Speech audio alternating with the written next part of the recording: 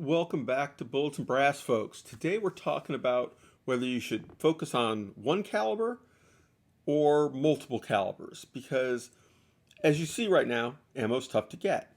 And if you can stockpile one caliber, you got more ammo in one caliber for the same amount of money than if you had bought multiple calibers and you had to pick and choose what you were buying. It just makes it easier to stock up. It makes it a little easier to standardize your selection, right? But on the other hand, when you have to buy ammo, if there's limited selection, if you've got a variety, you'll be able to find something. If they've got 9mm, you can get 9. If they've got 45 and you also have a 45, you can get 45. If you've also got a 40, you can get some 40. And so on, right on through the most esoteric niche market calibers out there. The question is, which one really makes the most sense? And the answer, as always, is it depends. Because if you're doing it now, absolutely variety. Go buy a 9mm, a 45, a 357, no, maybe not that one just because that's really hard to get lately. A 40 Smith & Wesson. I haven't seen any 357 SIG in a long time, so let's leave that one out.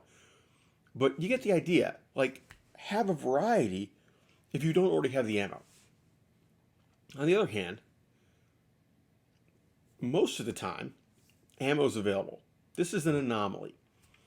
Now, we can talk about whether this anomaly will continue or not, but I'm assuming that ammo will become available again. In normal amounts, there won't be a panic line. There won't be, insane demand on the system. Otherwise, we've got far bigger problems, and it really won't matter. So the question is, which makes more sense? And to me, the answer is, as always,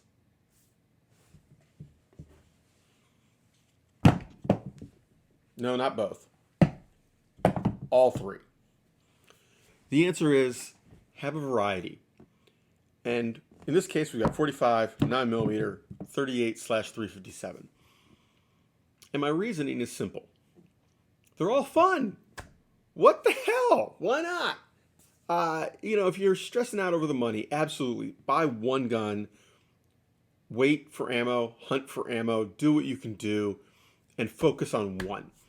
And particularly make it a 9mm. Okay, if money is that critical, that doing this is absolutely out of the realm of possibility, get a 9mm. It is the cheapest, most common, mass-produced, everywhere ammo. You probably see twice as much of it as everything else right now, even in today's situation, if not 3 times as much.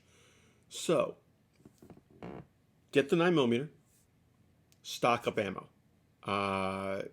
Whatever you think is a reasonable amount. If that's one box of 50, have your one box of 50. If that's 50,000, have the 50,000. But then, feel free to branch out. Hey, that 45 looks pretty cool. Let me get one of those. Hey, I really like how that gun looks. I like how it feels. But, I can't find one in 9mm. Let me get the 40. But by having the variety, like I said earlier, you can pick what's available. If, hey, I haven't been able to get 9mm lately, I'm down to what I consider my, don't shoot except in case of emergencies kind of thing. But I got plenty of 45. I can get 45 right now. I just picked up a 500 brick. I didn't, but you know what I'm saying. I found that at the store, so I'll go shoot my 45. Maybe next week, you get a great deal on 2 boxes of 357 Magnum. So you take the 357 out, because that way you're not burning up more of your supply for the 45, and you still haven't managed to get any more 9mm, but you're still going to the range. Okay, going backwards. Stock up. Pick a caliber. Buy what you can get. Don't scatter it around until you have enough. Now, this can be tough right now. I'm the first to tell you I do not support this whole dollar around for practice ammo thing for 9mm. I think it's ridiculous. However, I do think that you need to make a commitment to basic skill levels with one gun. You have to put the money down, get the ammo, and do it. But after that, and after the maintenance of that, you have to have enough ammo to keep up with that. Do whatever makes you happy. I like variety. I really love my Kimber. Okay, I know Kimber thing, blah blah blah. You know what? This one works for me. Maybe another one won't. This one works for me. Don't stress over it. Do whatever makes you happy. In good times, when ammo is easily available, stock both. I don't understand what the problem is. If you can't afford it, great. Stock up what you can afford.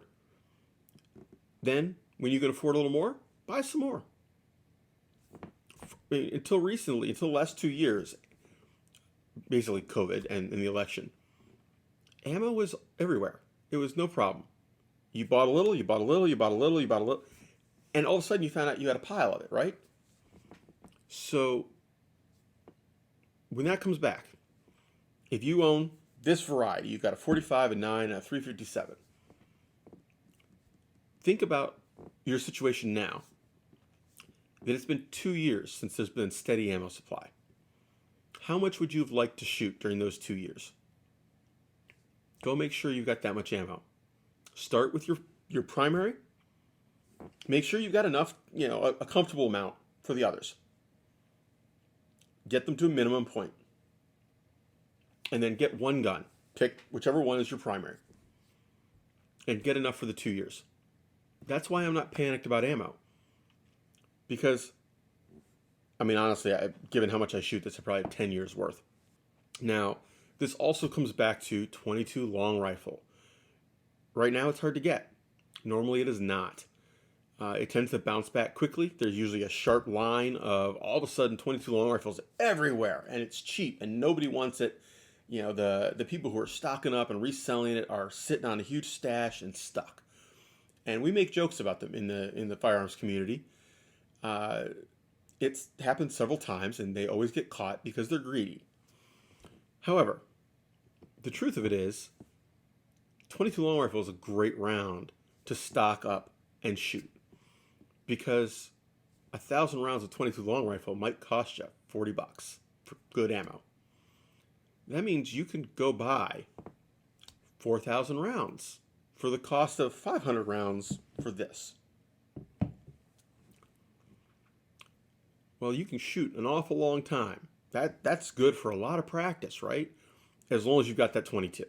So get a .22, get a conversion for one of your guns, get a .22 that is similar, and use that as a practice gun that doesn't burn up your main stash.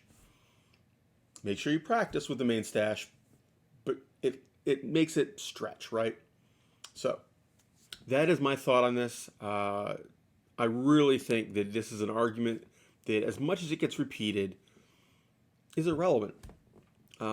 You treat it as you can either buy enough for one right off the bat and then keep adding as you want to go, or you can stage it. You do like I said, 2,000, 500, 500, 2,000, 500. So you make sure you always got enough of the big one. And when you reach a comfortable point with this, you fill out with the others to where you're comfortable with it. You're not worried about an ammo shortage. They come and go. It is what it is. I am probably better stocked on ammo now than when it started, because I bought where I could, I reloaded where I could, and I still shoot regularly. I'm not going to the range because of ammo. It's not even on my radar of things to worry about. But it is for a lot of people, and I understand that. So watch one of my videos on low round count drills. Watch the other videos out there on the net about it, and keep an eye out for ammo. But don't worry about, should I be stocking up on one caliber, or, should I spread it out, or should I have multiple guns? Yeah, have multiple guns because you want to, not because you're worried about the ammo situation. If you've got a full magazine and you're competent with your gun, that's enough ammo. Is it what you want? No. But is it enough? Yeah. Yeah, it is. And when it comes down to it, that is enough ammo for the moment. The question is simply, how many moments would you like to have? If you want to go to the range, it's not going to last long, is it? So, anyway, take care all. Have fun. Stay safe. Keep shooting. And don't worry about it. Go for a walk. It is 65 degrees outside today in New England. I don't even want to know what it is down south right now. It's probably in the 80s. Go take a walk. Play with your dog. Play with your cat. Play with your spouse. Play with your kids. Don't get bent out of shape. Don't get your head wrapped up in all these regulations that they're talking about. If it happens, it happens. We'll deal with it. You and I can only talk to our Congress critters and say what we got to say and move on and hope for the best. Stressing about it is not going to change what happens. It's just going to make you miserable. Don't sweat it. That's all I got. Ciao. Say hi. Oof. Oof. Oof.